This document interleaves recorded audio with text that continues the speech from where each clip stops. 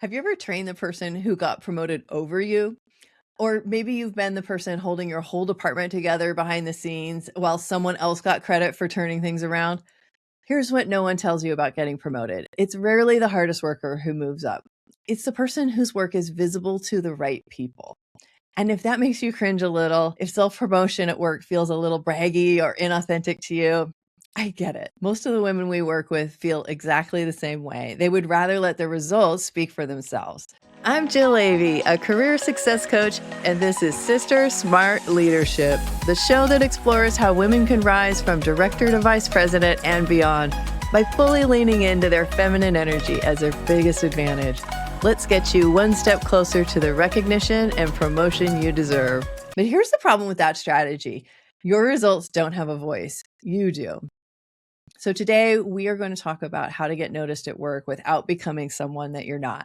I'm going to walk you through a way to make your invisible work visible so that you can build the most powerful case for your promotion, and you get to do it quietly. I promise it's not about being loud or being strategic. In this episode, you'll learn why so much of the work that women do stays invisible, and 5 types of invisible work that are actually your biggest assets, and how to reframe that work so that decision makers can see the leader you already are. And I'll share a story about Simone, who used this exact approach to go from being overlooked for 2 years to landing her VP promotion in under 10 months. By the end of this episode, you'll have a simple framework that you can use this week to start turning your behind the scenes contributions into your strongest case for promotion. You see, there's an invisible work problem. So let's bring it back to the basics here. There's a reason that your hard work isn't getting you promoted. And it's not because you're doing the wrong work. It's because you're doing work that isn't the kind of work that people see unless they're looking for it. Research has shown that women take on a disproportionate amount of what's called non-promotable tasks at work. These are things that keep the team running, but they don't show up in anyone's radar when it's time to talk about promotions. Think about it. Who plans the team offsites? Who mentors the new hires? Who smooths over the conflict between 2 departments so that projects stay on track? Who remembers when a team member is going through a hard time and checks in? Most of the time, it's women. And we talked about this in the last episode with Malia Mason. Here's the thing. This work is incredibly valuable. It's the glue that holds teams together. But in most organizations, it's completely invisible when it comes to performance reviews and promotion conversations. This is one of those double binds that we talk about a lot in our Sister Smart program. Women are socialized to take care of others, to be the ones who smooth over things, and to keep the peace. And then they're penalized for it because that kind of work isn't valued the same way as launching a new product or closing a deal. When I was in my corporate career, I fell into this exact trap. I was a person who built all the bridges, who got cross-functional teams aligned, and who made sure every launch went smoothly behind the scenes. And I genuinely believed that if I just kept delivering great results, the right people would notice. And they didn't. It took me years to understand that the problem wasn't my work. The problem was that I had no strategy for making that work count in the eyes of people who were making those promotion decisions. I was tending this most beautiful garden you've ever seen, but nobody was walking through it because I hadn't opened the gate. So let's make sure that you don't make the same mistake. I'm joined today by our Sister Smart coach, Sarah Spencer, and we're going to talk about the 5 types of invisible work. So Sarah, the first type that we have is relationship building and trust repair. Women tend to go a lot deeper in their relationships. They do. We, it's where we bring our warmth in, and this can really be our superpower. And so that's right. How would you tie this to executive presence? Yeah, and what's interesting, Jill, as you were sharing, is this may not always be the work that is valued, but it's the work that is valued. Do you see what I'm saying? Yes. So that value, we need to speak more to the value and really make it clear to others like what we're doing. So I love that. I love that we're talking about this right now. So this relationship building, this is that warmth piece, right? So this is the part where if you're the person that people come to when there's conflict, there's a lot of value in that because people want to work where they feel good, they're heard, right? There's smooth communication. And so if you can be, if you're someone that can actually be like a catalyst for that, you should showcase it. So this ties to that Bates model, right? And if we think about leadership presence, especially for women, like being authentic, right? Showing authenticity, showing care and concern for employees, right? Which ties directly to engagement, which ties directly to productivity, and also creating that space of inclusiveness, right? So this is executive presence, but if we don't name it, no one's going to connect the dots to the value. Like, you're going to feel exhausted that you did all that amazing work, Uh-huh. especially in times of change, but we need to connect those dots so that that value is seen for women as well. And then the second type of invisible work is that knowledge transfer and mentorship. This is huge because Yeah. training new hires and coaching junior team members is really that stepping stone to building that institutional knowledge so that it's carried forward, right? And so many companies pay consultants thousands of dollars to do what you're doing over a lunch hour, right? Because women are mentoring, helping, Exactly. supporting, answering questions, right? People come to them, right? And so there's a different, when a consultant sends an invoice, right? And you can see, oh, that's the cost of all of that mentorship versus all those things that you're doing in the back that is not getting seen for the value and how huge it is, right? So I Right. worked as an internal coach and working in talent and development, and I know how much time this takes. And if women are doing this off the cuff and they're doing this on lunch or at breakfast, they need to be talking about it, because when that mentee grows, that's their leadership in action. That's a direct reflection of them. But if they don't make it visible, it just looks like they're really nice and they'll just do it and they'll keep getting that role. And it's unfortunate. So you've got to take that pause and say, yeah, this is true value that I'm adding to the organization. I love what you said, Sarah, about people just thinking that you're nice and having chats with people if you don't take credit for the mentorship. It's so important. That's right. It's so important because it's a direct reflection of them and their influence, right? And their development. And that takes time. And so to be able to own that and share that impact, right? Their behavior and action created that impact that needs to be highlighted for sure. It And really then does. type three is that emotional labor and culture keeping. This one I think is a little bit more silent than the mentoring. So just think about morale. Think about who celebrates wins. Think about reading the room and adjusting the temperature, right? So retention Hmm. is such a big leadership challenge today. And the new generation, right, has opportunity to and move, right, every year or two. So we Yeah. want to think about how can this also be valued and highlighted. So this is enormous business value. So I just want to share a quick example. I have a client who, her company was a small boutique tech support firm. And then they were sold by a big, large private equity company, which we see happening a lot, right? And what happened was she was taking so much time and so much energy to keep her team happy during this transition, to keep everyone focused and running like in the right direction, right? When things were changing, and just really helping with that focus and listening Hmm. to them vent even, right? So doing that coaching and consulting with the team to help them stay focused and not go look for another job because the entire C-suite had left. Like, there was so much change and from the top down, and she shouldered that. And that was so much energy for her. It was Yeah. exhausting, right? And so we did a Yeah. lot of one-on-one coaching, and that is so valuable that we worked on how can you share that also with your Hmm. leadership? How can you talk to like all that emotional labor and keeping the culture right? Because we do see, more men in those higher level roles, and they're deciding what they want for the culture, but then typically women are driving that and supporting that, and filling in the little gaps and holes to keep that culture and retention afloat. So I did want to speak to that Yeah. that number three. Yeah. And if women wanted to learn a little bit more about emotional labor, we had a whole entire episode on that just a few episodes ago. Oh, great. So definitely catch that episode.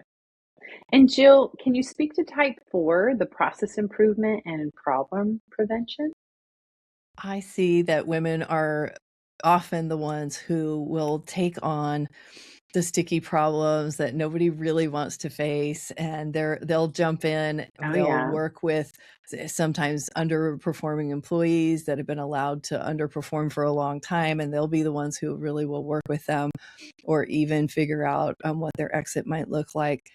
And that they're really working on the processes, they're working on all of these things to, fix what's broken.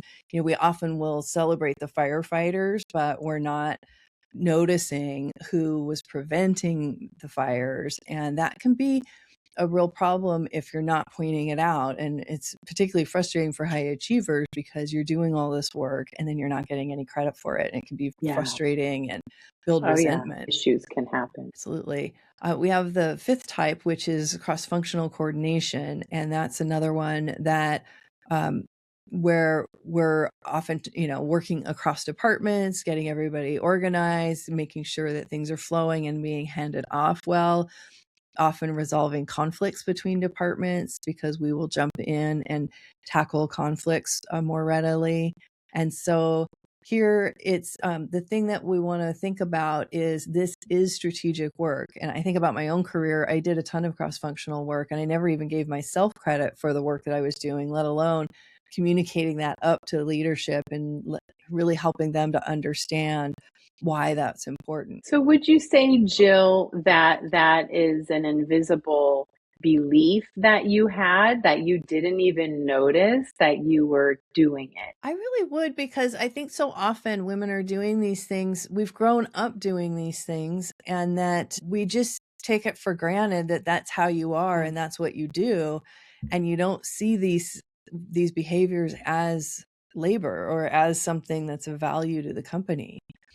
But I Yeah. think if we stop and think about what it costs to pay for these things, sort of it's the same thing at home, Right. if you add it all up of what you would have to pay in consulting fees for all of these things, it would be a lot of money. So it even starts with that self-awareness that women are doing these things, and then we can, put it all together. Let me talk about that for a minute. Like, how does this look in real life? I want to tell you a story about a leader that we'll call Simone, and she was passed over for promotion twice.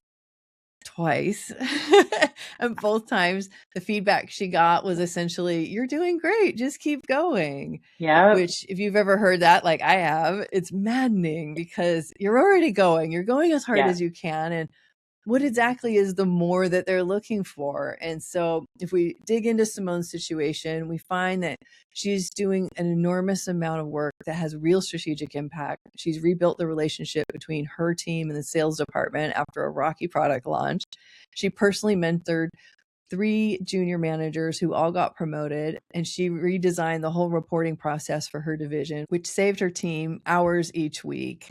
But when she talks about her contribution in reviews, she says things like we were just talking about. She'll say, Yeah. "Oh, I helped this team stay on track," or "I worked with sales to improve the communication." So do you hear the difference?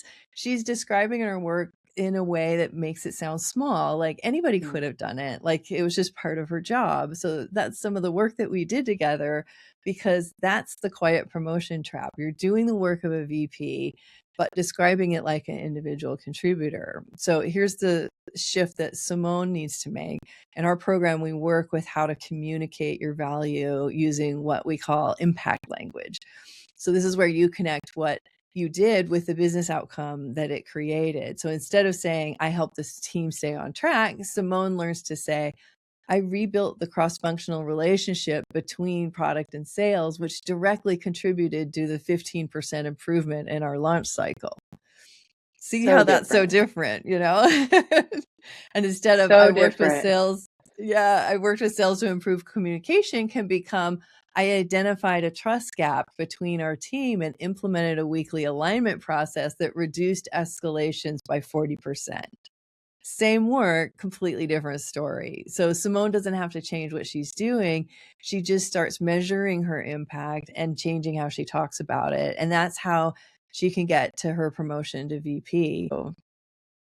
One thing I want to add, Jill, is that when Simone shifted the way she communicated her impact, I got a story in my head. Like I started to see the picture, and Mm-hmm. over years and years, humans communicated through storytelling. And I know we train on storytelling as well in our program.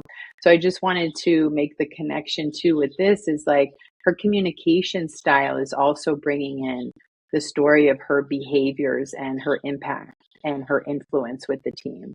We do, I don't know that people do and organizations do engagement studies every 2 years. They spend thousands and thousands of dollars. And what Simone was doing is a direct impact to production through engagement, through working with her team. And so that is just huge. Yeah, Yeah. And so exactly. now I want to talk about the quiet promotion framework. So Yeah, there's what can you 4 do? practical steps. Yeah, and I want to talk about step 1, and that's taking an audit of your invisible work. So pausing, taking some time to reflect, give yourself at least 20 minutes to write down everything that's not in your job description, and don't filter it. Get down everything. Just start jotting, put on some nice music, right? And just start letting it flow. So most women find this list is twice as long as their official work Right. because there's so much more invisible work that we do that I like, Jill, what you said, that it's just how we were raised, expectations of females, right? That we do this. So we do need to add it in because we don't see it as work. We see it as something we just do. So taking some time to get that list out of your head and onto paper. And what I noticed with a client when I did this exercise for the first time, so I was working with a client over the years who was in a director role of a specific region. And they were so good at identifying development in their team. And they were so good at pulling that out and helping the teammates get through challenges, right? So they really were a coach, but they didn't highlight that work, right? They didn't highlight, they were like, why is she getting so much more done? Well, she was doing it through her people, right? And she just Mm-hmm. did an amazing job keeping balance and asking people about their weekend, right? She knew about their lives. She knew about if they were about to burn out. She knew what skills needed to be developed that they didn't need. Like they didn't need that they didn't know that they needed. And Mm-hmm. she eventually got promoted to a nationwide position where she would take her skill set and go into different market centers and improve them. So, but she Wow. had to let her leadership know what she was doing, right? And so then she would develop other leaders at market centers to do that same thing, um, to do the work that just came really naturally to her. Exactly. And so, yeah, it's pretty amazing. So it's really great to audit. Just take that 20 minutes. And Jill, can you go over step 2, like translating that impact language? Yeah. So the next step, after you've taken the time to figure out what all this extra work is that's invisible, and sometimes it's good to do that exercise a couple of times because you'll find Yeah. more and more as you start looking at it. And then the next step would be to translate that into impact language. So ask, okay, what would have happened if I hadn't have done this? What was that business outcome? And then that can help you to start to measure what it actually did do for you to be doing this invisible work. It's almost like you're translating into a foreign language where you're taking what you did and then you're translating that into what somebody else needs to hear to be able to process and understand what that means to them. So if we come in and say, hey, I was paying attention to who was getting burned out and who wasn't, and I made sure everybody was in a good place, and I watched their energy levels, as the weeks progress through this project, there's a lot of leaders that aren't going to understand what that means and why that's important. And they'll say, oh yeah, that's all that foo-foo stuff, and what they really care about is the timelines and the impact and when we launched. And so that's, if you can translate these things into something more concrete of, I balanced the workloads so that we prevented burnout on this project, even though everyone was working at their max. That sounds a lot different. The next thing that we do is for step 3 is creating strategic touch points. And Sarah, I know this is your specialty. Jill, I love that you talked about that impact language, because now that we know what we're doing and we know the language, now we have to create those strategic touch points. So where do we come in and share, right? Because building trust in all directions is so important. So if you think about your network, right? You have a boss you report to, you have your peers, we have our skip levels, we have cross-functional stakeholders, right? So there's multiple people that need to see what we're doing and hear what we're doing. And some examples are that we could just do right away are giving quick updates in team meetings, right? And sharing the behavior that you did and the results that you got through your team is a great opportunity to start bringing those things in. Also, writing summary emails after solving a cross-functional issue, right? And getting that out to folks like, hey, here's a quick update, wanting you to know what's happening.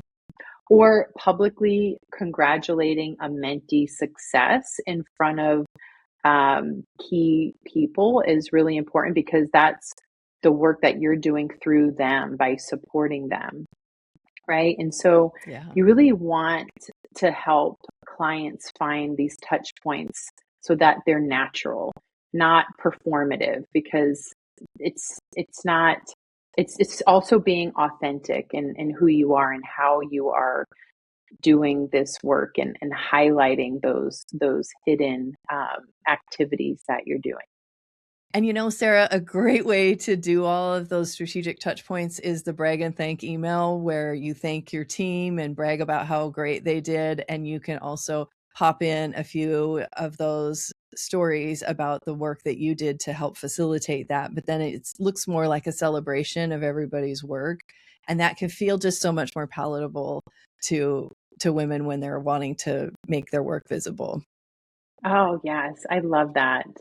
And one thing I want to know is, when you're building trust in all directions, think back to your network. So if you go back to, we have another podcast, episode 40, how to build a professional network. I think this will help with step 3, because we go a lot deeper into creating those strategic relationships. So I just wanted to touch on We have that whole episode is great on that. Yeah. And so go ahead with step 4, Jill, nipping that So habit in the bud. Yeah. So what we want to do is, when we talk about step 4, it's nip the invisibility habit in the bud. And we want to catch yourself when you're minimizing. And so when you say the team did a great job, add one sentence about your role. We talked about that a little bit in the email, but start doing that in meetings, start doing that in your own head first. Just even taking that ownership of what you did will be so helpful. And think about the saboteurs, that these are inner critic voices that we have. We do a lot of work with this in our program, where they can tend to hold us back from talking about ourselves too much, and tell us that we're really not all that, and who are we to be, saying this stuff about ourselves. And so you really want to watch those inner critic voices and make sure that that's not what's driving the bus, that your wise elder self is the one who is driving, and that you're really speaking up for yourself and not shrinking in those moments, so that you have the opportunity to be able to speak up about your work. Yeah. Love that. I was just going to mention the 2 saboteurs that seem like they show up the most around self-promotion are the pleaser, which I feel a lot of us fall into, right? Societally, and the hyperachiever, right? Because they really drive that invisibility habit. And those are a couple of saboteurs that we dive into in our work at SisterSmart. Super common for women to be working with those. So what changes when your work becomes visible? This is the exciting part, is that your confidence can grow because you're actually acknowledging to yourself and to others the full scope of what you're bringing. You're measuring it and seeing it. Just in yourself, first of all, but then people start to see you differently because you gave them that language to understand what you're doing. And you start to get the work that you actually want. You get work that's higher level because people see how you're operating more strategically, and those right opportunities will come to you.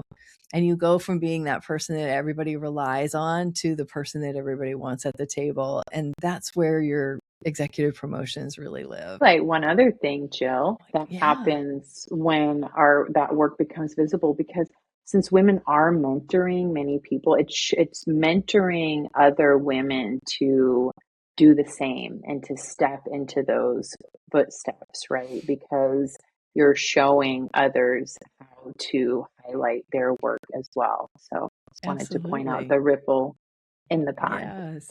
Yeah. Love that. So at the end of each episode, we like to give you 3 things that you can do now to start making progress. So here are your 3 shifts. So first, do the invisible work audit that Sarah talked about. Set a timer for 20 minutes and list everything that you do that isn't in your job description. Don't filter it. Don't judge it. Just get it down. And I promise you'll be surprised by how much you see. Second, pick the 3 highest impact items from that list and rewrite them using that impact language. And remember to connect what you did to the business result that it created, and practice saying that out loud so that it will feel natural in your mouth. And third, identify one strategic touch point this week, one natural moment where you can share the impact of your work with someone who influences your career. It could be as simple as adding 1 sentence to your weekly update or sharing a result in your next team meeting. Start small and let it build from there. Thank you for watching. Which of the 5 types of invisible work do you do most? And what would change if the right people finally saw it? If you're watching on YouTube, I'd love to hear from you in the comments. If you want to go deeper in how to build and communicate your value and build the executive presence that gets you promoted, download our private podcast on the 7-Step Passport to Promotion on the SisterSmart.com website. The link will be in the show notes. And if you're a female leader who wants to make a bigger impact by leading at the higher level in your career, subscribe either on YouTube or wherever you listen to your favorite podcasts. We're on a mission to help more women succeed in leadership so our world can get the benefit of what women bring to leadership. And if that's aligned with you, I'd love to have you be part of this community and tune into more episodes on Sister Smart leadership that will support you for more success for us all. I'll see you in the next episode. If you're ready to fully lean into your feminine leadership and get promoted from director to vice president and beyond, hit that subscribe button so you'll get all the episodes to come. And check out the recommended video here to see how women are rising up without playing by the old rules that built these male-dominated industries and systems.